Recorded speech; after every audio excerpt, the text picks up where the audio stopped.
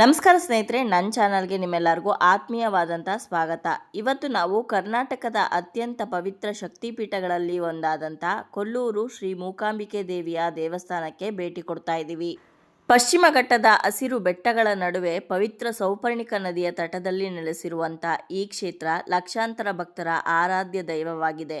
ಈ ಕ್ಷೇತ್ರದಲ್ಲಿ ಶ್ರೀ ಮೂಕಾಂಬಿಕೆ ದೇವಿ, ಮಹಾಕಾಳಿ, ಮಹಾಲಕ್ಷ್ಮಿ ಹಾಗೆ ಮಹಾಸರಸ್ವತಿಯ ತ್ರಿಶಕ್ತಿಗಳ ಏಕಸ್ವರೂಪವಾಗಿ ಭಕ್ತರಿಗೆ ದರ್ಶನ ನೀಡ್ತಾರೆ.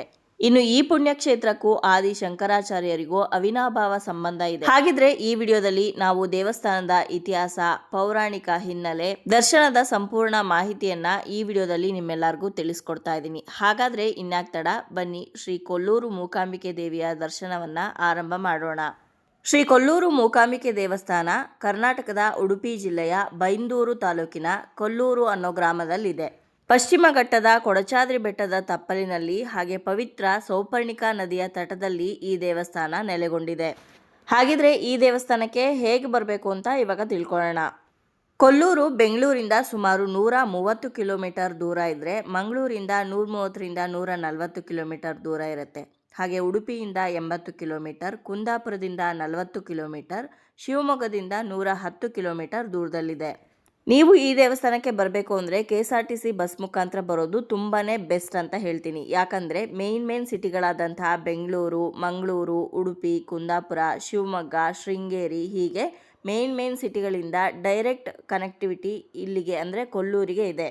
ನೀವಿವಾಗ ಬೆಂಗಳೂರಿಂದ ಕೊಲ್ಲೂರಿಗೆ ಬರಬೇಕು ಅಂತಂದರೆ ಮೆಜೆಸ್ಟಿಕ್ನ KSRTC ಬಸ್ ಸ್ಟಾಪ್ಗೆ ಹೋಗಿ ಅಲ್ಲಿ ಕೊಲ್ಲೂರಿಗೆ ಹೋಗುವಂಥ ಬಸ್ಸನ್ನು ರಾತ್ರಿ ಹತ್ತಿದ್ರೆ ಸುಮಾರು 8ರಿಂದ 9 ಗಂಟೆಗಳ ಪ್ರಯಾಣ ಮುಗಿಸಿ ಬೆಳಗ್ಗೆಗೆ ನೀವು ಅಥವಾ ಬೆಳಗಿನ ಜಾವಕ್ಕೆ ಕೊಲ್ಲೂರನ್ನು ತಲುಪಿರ್ತೀರ.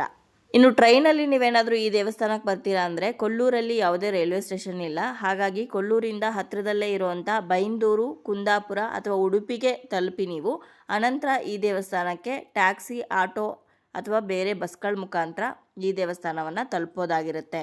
ಇನ್ನು ಈ ದೇವಸ್ಥಾನಕ್ಕೆ ಹತ್ತಿರದಲ್ಲಿರುವಂಥ ಏರ್ಪೋರ್ಟ್ ಅಂದರೆ ಅದು ಮಂಗಳೂರು ಇಂಟರ್ನ್ಯಾಷನಲ್ ಏರ್ಪೋರ್ಟ್. ಈ ಏರ್ಪೋರ್ಟ್ ದೇವಸ್ಥಾನದಿಂದ 130ರಿಂದ 140 ಕಿಲೋಮೀಟರ್ ದೂರದಲ್ಲಿರುತ್ತೆ. ಇವಾಗ ನಾವು ಕೊಲ್ಲೂರನ್ನು ತಲುಪಿದ್ದೀವಿ. ಕೊಲ್ಲೂರಲ್ಲಿ ಪಾರ್ಕಿಂಗ್ ಲಾಟ್ ಹತ್ರ ನಮ್ಮ ವೆಹಿಕಲ್ನ ಪಾರ್ಕ್ ಮಾಡಿ ದೇವಸ್ಥಾನಕ್ಕೆ ಹೋಗಬೇಕು. ಕೊಲ್ಲೂರಿಗೆ ಬಂದಿದ ತಕ್ಷಣ ನಾವು ಕರ್ನಾಟಕದಲ್ಲಿದ್ದೀವಾ ಅಥವಾ ಕೇರಳದಲ್ಲಿದ್ದೀವಾ ಅನ್ನೋ ಕನ್ಫ್ಯೂಷನ್ ಶುರುವಾಗೋದಂತೂ ಸರ್ವೇ ಸಾಮಾನ್ಯ. ಯಾಕಂದರೆ ಇಲ್ಲಿ ಎಲ್ಲ ಬೋರ್ಡ್ಗಳು ಕನ್ನಡ, ಇಂಗ್ಲೀಷ್ ಜೊತೆ ಮಲಯಾಳಮಲ್ಲೂ ಕೂಡ ಇರುತ್ತೆ. ಇನ್ನು ಈ ದೇವಸ್ಥಾನ ಕರ್ನಾಟಕದಲ್ಲಿದ್ದರೂ ಕೂಡ ಕರ್ನಾಟಕದಿಂದ ಎಷ್ಟು ಜನ ಈ ದೇವಸ್ಥಾನಕ್ಕೆ ದರ್ಶನ ಮಾಡೋದಕ್ಕೆ ಅಂತ ಹೋಗ್ತಾರೋ ಅಷ್ಟೇ ಜನ ಕೇರಳದಿಂದ ಮಲಯಾಳಿಗಳು ಈ ದೇವಸ್ಥಾನಕ್ಕೆ ದರ್ಶನ ಮಾಡೋದಕ್ಕೆ ಅಂತ ಬರ್ತಾರೆ. ಕೊಲ್ಲೂರಲ್ಲಿ ನೆಲೆಗೊಂಡಿರುವಂಥ ಈ ಮೂಕಾಂಬಿಕೆ ದೇವಿ ಕೇರಳದಲ್ಲಿರುವಂಥ ಸಾಕಷ್ಟು ಜನರ ಮನೆ ದೇವರಾಗಿರೋದ್ರಿಂದ ಇಲ್ಲಿಗೆ ತುಂಬಾ ಜನ ಮಲಯಾಳಿಗಳು ಬರ್ತಾರೆ. ಇನ್ನು ದೇವಸ್ಥಾನದ ಮುಂಭಾಗದಲ್ಲೇ ಇವಾಗ ಕಾಣಿಸ್ತಾ ಇರುವಂತಹ ನದಿ ಏನಿದೆ, ಇದು ಸೌಪರ್ಣಿಕಾ ನದಿ. ಈ ಸೌಪರ್ಣಿಕಾ ನದಿಯಲ್ಲಿ ಸ್ನಾನ ಮಾಡಿ ಅನಂತರ ಮೂಕಾಂಬಿಕೆ ದೇವಿಯ ದರ್ಶನ ಮಾಡೋದ್ರಿಂದ ನಿಮ್ಮ ಪಾಪ ವಿಮೋಚನೆ ಆಗತ್ತೆ ಅಂತ ಒಂದು ನಂಬಿಕೆ ಇದೆ. ದೇವಸ್ಥಾನದ ಅಕ್ಕಪಕ್ಕನೇ ನಿಮಗೆ ಸಾಕಷ್ಟು ಉಳ್ಕೊಳ್ಳೋದಕ್ಕೆ ವ್ಯವಸ್ಥೆಗಳಿದೆ. ಅಂದರೆ ಹೋಟೆಲ್ಗಳು, ರೂಮ್ಗಳು ತುಂಬ ಕಡಿಮೆ ಬೆಲೆಗೆ ಸಿಗುತ್ತೆ. ಕೊಲ್ಲೂರಲ್ಲೇ ಒಂದಿನ ಉಳಿದು ದೇವಿಯ ದರ್ಶನ ಮಾಡ್ತೀವಿ ಅಂತ ಅನ್ನೋರು ಒಂದು 3-4 ಕಡೆ ವಿಚಾರಿಸಿ ಅನಂತರ ನಿಮ್ಮ ರೂಮನ್ನು ಬುಕ್ ಮಾಡ್ಕೋಬೋದು. ದೇವಸ್ಥಾನದ ಟೈಮಿಂಗ್ಸ್ ಬಗ್ಗೆ ಕೇಳೋದಾದರೆ ದೇವಸ್ಥಾನ ಬೆಳಗ್ಗೆ 5 ಗಂಟೆಗೆ ಓಪನ್ ಆದರೆ ಮಧ್ಯಾಹ್ನ 1ವರೆಗೆ ಕ್ಲೋಸ್ ಆಗುತ್ತೆ. ಮತ್ತು ಮಧ್ಯಾಹ್ನ 3 ಗಂಟೆಗೆ ಓಪನ್ ಆದರೆ ರಾತ್ರಿ 9 ಗಂಟೆವರೆಗೂ ಕೂಡ ದೇವಸ್ಥಾನ ಓಪನ್ ಇರುತ್ತೆ. ಇನ್ನು ಈ ದೇವಸ್ಥಾನದಲ್ಲಿ ಮಧ್ಯಾಹ್ನ 12 ಗಂಟೆಯಿಂದ ಉಚಿತ ಅನ್ನಪ್ರಸಾದ ಕೂಡ ಇರುತ್ತೆ. ಅಮ್ಮನ ದರ್ಶನದ ನಂತರ ನೀವು ಅನ್ನಪ್ರಸಾದವನ್ನು ಕೂಡ ಸೇವನೆ ಮಾಡ್ಬೋದು. ದೇವಸ್ಥಾನದ ಬಲಭಾಗದಲ್ಲೇ ಅನ್ನಪ್ರಸಾದದ ಕೊಠಡಿ ಇರುವಂಥದ್ದು. ಇನ್ನು ದೇವಸ್ಥಾನಕ್ಕೆ ಆದಷ್ಟು ಸಾಂಪ್ರದಾಯಿಕ ಉಡುಗೆಗಳನ್ನು ಹಾಕ್ಕೊಂಡು ದೇವಿಯ ದರ್ಶನಕ್ಕೆ ಹೋದರೆ ತುಂಬಾ ಒಳ್ಳೆಯದು. ಹಾಗಂತ ಏನು ರಿಸ್ಟ್ರಿಕ್ಷನ್ಸ್ ಇಲ್ಲ. ಆದರೆ ಗಂಡಸರು ಮಾತ್ರ ದೇವಿಯ ದರ್ಶನ ಪಡೆಯುವಾಗ ಅಂದರೆ ಗರ್ಭಗುಡಿಯ ಹತ್ರ ತಮ್ಮ ಶರ್ಟು ಹಾಗೆ ಬನಿಯನ್ನು ತೆಗೆದು ಅನಂತರ ದೇವಿಯ ದರ್ಶನವನ್ನು ಮಾಡಬೇಕು. ಹೆಂಗಸರು ಆದಷ್ಟು ಸೀರೆ, ಚೂಡಿದಾರ್ ಅಥವಾ ಹಾಫ್ ಸ್ಯಾರಿಯನ್ನು ಹಾಕ್ಕೊಂಡು ಬಂದರೆ ತುಂಬಾ ಒಳ್ಳೆಯದು. ಇನ್ನು ದೇವಸ್ಥಾನದಲ್ಲಿ ರಶ್ ಹೇಗಿರುತ್ತೆ ಅಂತ ಕೇಳೋದಾದರೆ ಬೆಳಗ್ಗೆ ಟೈಮಲ್ಲಿ ಸ್ವಲ್ಪ ರಶ್ ಜಾಸ್ತಿನೇ ಇರುತ್ತೆ. ಆದರೆ ಸಂಜೆ ಬೆಳಗ್ಗೆಗೆ ಕಂಪೇರ್ ಮಾಡಿದ್ರೆ ಸ್ವಲ್ಪ ಕಡಿಮೆ ರಶ್ ಇರುತ್ತೆ. ತುಂಬ ಜಾಸ್ತಿ ಜನಜಂಗಳಿ ಇದ್ದಾಗ ಸ್ಪೆಷಲ್ ಟಿಕೆಟ್ ಮುಖಾಂತರ ನೀವು ದೇವಿಯ ದರ್ಶನವನ್ನು ಮಾಡ್ಬೋದು. ನಾವು ಸಂಜೆ ಟೈಮಲ್ಲಿ ದೇವಸ್ಥಾನಕ್ಕೆ ಹೋಗಿದ್ವಿ. ಹಾಗೆ ಜನರು ಕೂಡ ತುಂಬಾ ಕಡಿಮೆ ಇದ್ದಿದ್ದರಿಂದ ನಾವು ವಿಶೇಷ ದರ್ಶನಕ್ಕೇನು ಹೋಗಲಿಲ್ಲ, ನಾರ್ಮಲ್ ದರ್ಶನಕ್ಕೇನೆ ಹೋದ್ವಿ. ತುಂಬ ಬೇಗನೆ ದರ್ಶನ ಆಯಿತು. ಇನ್ನು ನಾವು ಹೋಗಿದ್ದು ಆಷಾಢ ಮಾಸ ಆಗಿದ್ದರಿಂದ ದೇವಸ್ಥಾನವನ್ನು ಹೂಗಳಿಂದ ತುಂಬ ಚೆನ್ನಾಗಿ ಅಲಂಕಾರವನ್ನು ಮಾಡಿದ್ರು. ನೋಡಿ, ಜನ ಕಡಿಮೆ ಇದ್ದಿದ್ದರಿಂದ ಡೈರೆಕ್ಟಾಗಿ ನಮಗೆ ದರ್ಶನಕ್ಕೆ ಬಿಡ್ತಾ ಇದ್ದಾರೆ. ಇಲ್ಲಿಂದ ಮುಖ್ಯ ದ್ವಾರವನ್ನು ದಾಟಿ ಒಳಗಡೆ ಹೋದರೆ ಅಲ್ಲೇ ಗರ್ಭಗುಡಿ ಇರುತ್ತೆ. ಅಲ್ಲಿ ನಾವು ದೇವಿಯ ದರ್ಶನವನ್ನು ಮಾಡ್ಬೋದು. ಈ ಬಾಗಿಲಿಂದ ಮುಂದಕ್ಕೆ ಹೋದರೆ ನಮಗೆ ಯಾವುದೇ ರೀತಿಯಾದಂಥ ಮೊಬೈಲ್ ಕ್ಯಾಮ್ರಾವನ್ನು ಯೂಸ್ ಮಾಡೋದಕ್ಕೆ ಅಲೋ ಮಾಡೋದಿಲ್ಲ. ಹಾಗಾಗಿ ನಾನು ದೇವರ ದರ್ಶನವನ್ನು ಮಾಡಿಸೋದಕ್ಕೆ ಸಾಧ್ಯ ಆಗಿಲ್ಲ. ಇನ್ನು ಗರ್ಭಗುಡಿಯಲ್ಲಿ ಅಮ್ಮನವರು ನಮಗೆ ಈ ರೀತಿಯಾಗಿ ದರ್ಶನ ಕೊಡ್ತಾರೆ. ಸಿಂಹವನ್ನು ತನ್ನ ವಾಹನವನ್ನಾಗಿ ಮಾಡಿಕೊಂಡು ಹಾಗೆ ಕೈಯಲ್ಲಿ ಶಂಖ ಚಕ್ರವನ್ನು ಹಿಡ್ದಿರೋ ರೀತಿಯಲ್ಲಿ ನಮಗೆ ಅಮ್ಮನವರು ದರ್ಶನ ಕೊಡ್ತಾರೆ. ತುಂಬಾ ಅದ್ಭುತವಾದಂತಹ ದರ್ಶನ ಆಯಿತು. ದರ್ಶನ ಆದ ನಂತರ ಆರತಿ ತಗೊಂಡು ತೀರ್ಥ ಪ್ರಸಾದವನ್ನು ಸೇವನೆ ಮಾಡಿ ಅನಂತರ ಹೊರಗಡೆ ಬರ್ತಾ ಇದ್ದಂಗೆ ನಮಗೆ ಗರ್ಭಗುಡಿಯ ಹಿಂಭಾಗದಲ್ಲೇ ಶಂಕರಾಚಾರ್ಯರ ಒಂದು ವಿಗ್ರಹ ಇದೆ. ಅಲ್ಲಿ ನಾವು ಶಂಕರಾಚಾರ್ಯರ ದರ್ಶನವನ್ನು ಮಾಡ್ಕೋಬೋದು. ಇನ್ನು ದೇವಸ್ಥಾನದ ಪ್ರಾಂಗಣದಲ್ಲೇ ಸ್ವಲ್ಪ ಹೊತ್ತು ಕೂತ್ಕೊಂಡು ನಾವು ಧ್ಯಾನವನ್ನು ಮಾಡ್ಬೋದು. ಸಾಕಷ್ಟು ಜನ ದೇವಿ ಪಾರಾಯಣ ಆಗಿರ್ಬೋದು, ಲಲಿತ ಸಹಸ್ರನಾಮವನ್ನು ಪಠನೆ ಮಾಡ್ತಾ ಇರ್ತಾರೆ. ಬನ್ನಿ ಇವಾಗ ಈ ಕೊಲ್ಲೂರು ಕ್ಷೇತ್ರದ ಇತಿಹಾಸವೇನು, ಹಾಗೆ ಅಮ್ಮನವರು ಇಲ್ಲಿ ಹೇಗೆ ಬಂದು ನೆಲೆಸಿದ್ರು, ಈ ಕ್ಷೇತ್ರಕ್ಕೂ ಹಾಗೆ ಆದಿ ಶಂಕರಾಚಾರ್ಯರಿಗೂ ಇರುವಂಥ ಸಂಬಂಧ ಎಂಥದ್ದು ಅನ್ನೋದನ್ನು ತಿಳ್ಕೊಳ್ಳೋಣ.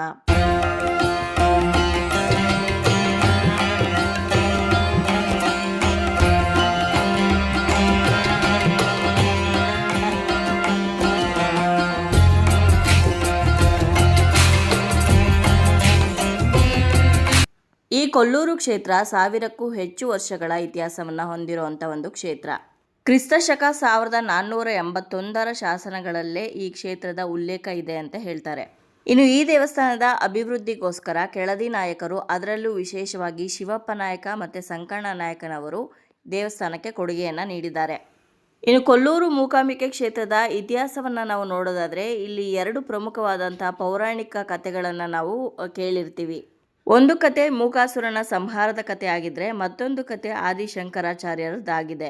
ಮೊದಲು ನಾವು ಮೂಕಾಸುರನ ಸಂಹಾರ ಹೇಗಾಯಿತು, ಹಾಗೆ ಈ ಕ್ಷೇತ್ರಕ್ಕೆ ಕೊಲ್ಲೂರು ಅಂತ ಹೆಸರು ಯಾಕೆ ಬಂತು ಅಂತ ತಿಳ್ಕೊಂಡು ಅನಂತರ ಆದಿಶಂಕರಾಚಾರ್ಯರ ಕಥೆಯನ್ನು ಕೂಡ ತಿಳ್ಕೊಳ್ಳೋಣ. ಸಾವಿರಾರು ವರ್ಷಗಳ ಹಿಂದೆ ಇವತ್ತಿನ ಈ ಕೊಲ್ಲೂರು ಪ್ರದೇಶ ಏನಿದೆ ಇದು ದಟ್ಟ ಕಾಡುಗಳಿಂದ ಆವರಿಸಿತ್ತು. ಆಗ ಈ ಜಾಗದಲ್ಲಿ ಕೋಲ ಮಹರ್ಷಿ ಎನ್ನುವರು ಪರಶಿವನನ್ನು ಉದ್ದೇಶಿಸಿ ಕಠಿಣ ತಪಸ್ಸನ್ನು ಮಾಡ್ತಾ ಇದ್ರು. ಅದೇ ಸಮಯದಲ್ಲಿ ಕೌಮಾಸುರ ಎಂಬ ರಾಕ್ಷಸ ಶಿವನಿಂದ ಅಪಾರ ಶಕ್ತಿಯನ್ನು ವರವನ್ನಾಗಿ ಪಡೆಯೋದಕ್ಕೆ ಅಂತ ತಪಸ್ಸನ್ನು ಮಾಡೋದಕ್ಕೆ ಶುರು ಮಾಡ್ತಾನೆ. ಅವನೇನಾದರೂ ಶಿವನಿಂದ ವರವನ್ನು ಪಡ್ಕೊಂಡ್ಬಿಟ್ರೆ ಇಡೀ ಭೂಲೋಕಕ್ಕೆ ತುಂಬಾ ಅಪಾಯ ಉಂಟಾಗತ್ತೆ ಅಂತ ಎಲ್ಲ ದೇವಾನುದೇವತೆಗಳು ತುಂಬಾ ಭಯಪಡ್ತಾರೆ.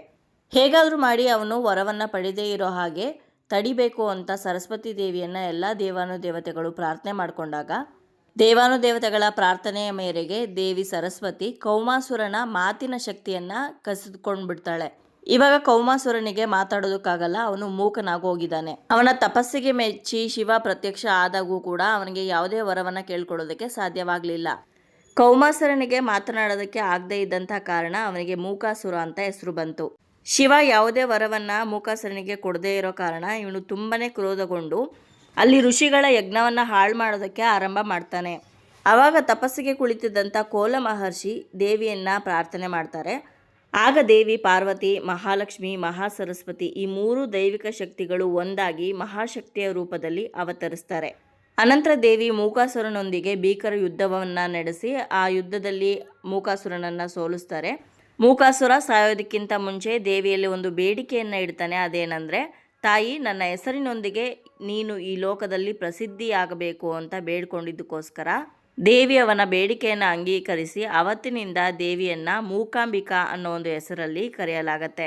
ಇನ್ನು ಈ ಕ್ಷೇತ್ರಕ್ಕೆ ಕೊಲ್ಲೂರು ಅಂತ ಹೆಸರು ಯಾಕೆ ಬಂತು ಅಂತ ಅಂದರೆ, ಮೂಕಾಸುರನ ಸಂಹಾರದ ನಂತರ ಕೊಲ್ಲ ಮಹರ್ಷಿ ದೇವಿಯನ್ನು ಪ್ರಾರ್ಥನೆ ಮಾಡ್ಕೊಳ್ತಾರೆ. ಅಮ್ಮ, ನೀವು ಈ ಕ್ಷೇತ್ರದಲ್ಲೇ ಶಾಶ್ವತವಾಗಿ ನೆಲೆಸಬೇಕು ಅಂತ ಬೇಡ್ಕೊಂಡಾಗ ಅಮ್ಮ ಅದಕ್ಕೆ ಒಪ್ಕೊಂಡು ಅದೇ ಸಮಯದಲ್ಲೇ ಶಿವ ಮತ್ತು ಶಕ್ತಿಗಳು ಒಂದಾಗಿ ಸ್ವಯಂಭೂ ಜ್ಯೋತಿರ್ಲಿಂಗದ ರೂಪದಲ್ಲಿ ಪ್ರಕಟವಾಗ್ತಾರೆ.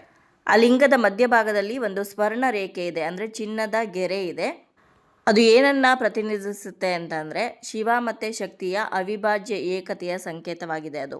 ಈ ಕ್ಷೇತ್ರದಲ್ಲಿ ಹಿಂದೆ ಕೋಲ ಮಹರ್ಷಿ ತಪಸ್ಸು ಮಾಡಿದ್ದರಿಂದ ಈ ಕ್ಷೇತ್ರಕ್ಕೆ ಕೊಲ್ಲೂರು ಅಂತ ಹೆಸರು ಬಂತು.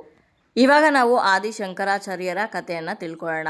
ಶತಮಾನಗಳ ನಂತರ ಆದಿ ಶಂಕರಾಚಾರ್ಯರು ಪಶ್ಚಿಮ ಘಟ್ಟಗಳ ಕೊಡಚಾದ್ರಿ ಬೆಟ್ಟದಲ್ಲಿ ದೇವಿಯನ್ನು ಆರಾಧನೆ ಮಾಡ್ತಾ ಇರ್ತಾರೆ. ದೇವಿ ಅವರ ತಪಸ್ಸಿಗೆ ಮೆಚ್ಚಿ ಪ್ರತ್ಯಕ್ಷಳಾಗ್ತಾಳೆ. ಆವಾಗ ಶಂಕರಾಚಾರ್ಯರು ದೇವಿಯ ದರ್ಶನವನ್ನು ಪಡೆದುಕೊಂಡು ದೇವಿ ನಿನಗೆ ಏನು ವರ ಬೇಕು ಅಂತ ಕೇಳಿದಾಗ ದೇವಿಯನ್ನು ತನ್ನ ಜೊತೆ ಕೇರಳಕ್ಕೆ ಕರ್ಕೊಂಡು ಹೋಗೋದಕ್ಕೆ ಅಂತ ಸಿದ್ಧರಾಗ್ತಾರೆ. ದೇವಿ ಕೂಡ ಬರೋದಕ್ಕೆ ಒಪ್ಕೊಂಡು ಒಂದು ಷರತ್ತನ್ನು ವಿಧಿಸ್ತಾರೆ. ಆ ಷರತ್ತೇನೆಂದರೆ, ನೀನು ಮುಂದೆ ಹೋಗ್ತಾ ಇರು, ನಾನು ನಿನ್ನ ಹಿಂಬಾಲಿಸ್ಕೊಂಡು ಹಿಂದೆನೇ ಬರ್ತಾ ಇರ್ತೀನಿ, ಆದರೆ ಯಾವುದೇ ಕಾರಣಕ್ಕೂ ನೀನು ಹಿಂದೆ ತಿರುಗಿ ನನ್ನನ್ನು ನೋಡಬಾರ್ದು ಅಂತ ಒಂದು ಷರತ್ತನ್ನು ವಿಧಿಸಿರ್ತಾರೆ. ಈ ಷರತ್ತನ್ನು ಒಪ್ಕೊಂಡಂಥ ಶಂಕರಾಚಾರ್ಯರು ಮುಂದೆ ಹೋಗ್ತಾರೆ. ದೇವಿ ಹಿಂದೆ ಬರ್ತಾ ಇದ್ದಾರೆ ಅಂತ ಅವ್ರಿಗೆ ದೇವಿಯ ಗೆಜ್ಜೆ ಶಬ್ದದಿಂದ ಗೊತ್ತಾಗ್ತಾ ಇರುತ್ತೆ. ಹೀಗೆ ಸುಮಾರು ದೂರ ನಡೆದ ನಂತರ ಕೊಲ್ಲೂರಿಗೆ ಬಂದಾಗ ದೇವಿಯ ಗೆಜ್ಜೆ ಶಬ್ದ ಕೇಳಿಸೋದಿಲ್ಲ ಅವ್ರಿಗೆ. ಹಾಗಾಗಿ ದೇವಿ ಹಿಂದೆ ಬರ್ತಾ ಇದ್ದಾಳೋ ಇಲ್ವೋ ಅನ್ನೋ ಒಂದು ಸಂದೇಹದಿಂದ ಹಿಂದೆ ತಿರುಗಿ ನೋಡ್ಬಿಡ್ತಾರೆ. ಷರತ್ತು ಭಂಗ ಆಗಿದ್ದ ಕಾರಣ ದೇವಿ ಈ ಕೊಲ್ಲೂರು ಕ್ಷೇತ್ರದಲ್ಲೇ ನಾನು ನೆಲೆ ನಿಂತು ಇಲ್ಲಿಗೆ ಬರುವಂಥ ಭಕ್ತರನ್ನು ಹರಿಸ್ತೀನಿ ಅಂತ ಹೇಳ್ತಾರೆ. ಆದರೆ ಶಂಕರಾಚಾರ್ಯರು ದೇವಿಯನ್ನು ಪರಿಪರಿಯಾಗಿ ಬೇಡ್ಕೊಂಡಿದ್ದ ಕಾರಣ ಕೇರಳದ ಭಕ್ತರಿಗೂ ಕೂಡ ನನ್ನ ಅನುಗ್ರಹ ದೊರೆಯಲಿ ಅಂತ ಚೊಟ್ಟಾನಿಕರ ಭಗವತಿ ರೂಪದಲ್ಲಿ ಕೇರಳದಲ್ಲಿಯೂ ಕೂಡ ಅಮ್ಮನವರು ನೆಲೆಸಿದ್ದಾರೆ. ಆ ದೇವಸ್ಥಾನದಲ್ಲೂ ಕೂಡ ದೇವಿಯನ್ನು ಮಹಾಲಕ್ಷ್ಮಿ, ಮಹಾಸರಸ್ವತಿ ಹಾಗೆ ಮಹಾಕಾಳಿಯ ರೂಪದಲ್ಲಿ ಪೂಜೆ ಮಾಡಲಾಗುತ್ತೆ. ಕೇರಳದಲ್ಲಿ ತುಂಬಾ ಫೇಮಸ್ ದೇವಸ್ಥಾನ ಇದು. ಈ ದೇವಸ್ಥಾನದ ಬಗ್ಗೆ ಸಪ್ರೇಟ್ ವಿಡಿಯೋನ ನಾನು ಈಗಾಗಲೇ ಕೇರಳಕ್ಕೆ ಹೋದಾಗ ಮಾಡಿ ಅಪ್ಲೋಡ್ ಮಾಡಿದ್ದೀನಿ. ನೀವೇನಾದರೂ ದೆವ್ವ ಭೂತ ಪ್ರೇತಗಳಿಂದ ಬಾಧೆ ಪಡ್ತಾ ಇದ್ರೆ ಖಂಡಿತವಾಗ್ಲೂ ಕೇರಳದಲ್ಲಿರುವಂತಹ ಈ ಚೊಟ್ಟಾನಿಕರ ಭಗವತಿ ದೇವಸ್ಥಾನಕ್ಕೆ ಒಂದು ಸಲ ಭೇಟಿ ಕೊಟ್ಟು ಬನ್ನಿ, ತುಂಬಾ ಒಳ್ಳೆಯದಾಗತ್ತೆ. ಇನ್ನು ಭಕ್ತರ ನಂಬಿಕೆ ಪ್ರಕಾರ ಕರ್ನಾಟಕದಲ್ಲಿರುವಂತಹ ಕೊಲ್ಲೂರು ಶ್ರೀ ಮೂಕಾಂಬಿಕೆ ದೇವಸ್ಥಾನ ಹಾಗೆ ಕೇರಳದ ಚೊಟ್ಟಾನಿಕರ ಭಗವತಿ ದೇವಸ್ಥಾನ, ಈ ಎರಡೂ ದೇವಸ್ಥಾನಗಳಲ್ಲಿಯೂ ಕೂಡ ಅಮ್ಮ ಆದಿಪರಾಶಕ್ತಿಯ ರೂಪದಲ್ಲಿ ನಮಗೆ ದರ್ಶನ ಕೊಡ್ತಾರೆ. ಎರಡೂ ದೇವಸ್ಥಾನದಲ್ಲಿ ಇರೋದು ಒಬ್ಬರೇ ಅನ್ನೋ ಒಂದು ನಂಬಿಕೆ ಕೂಡ ಇದೆ.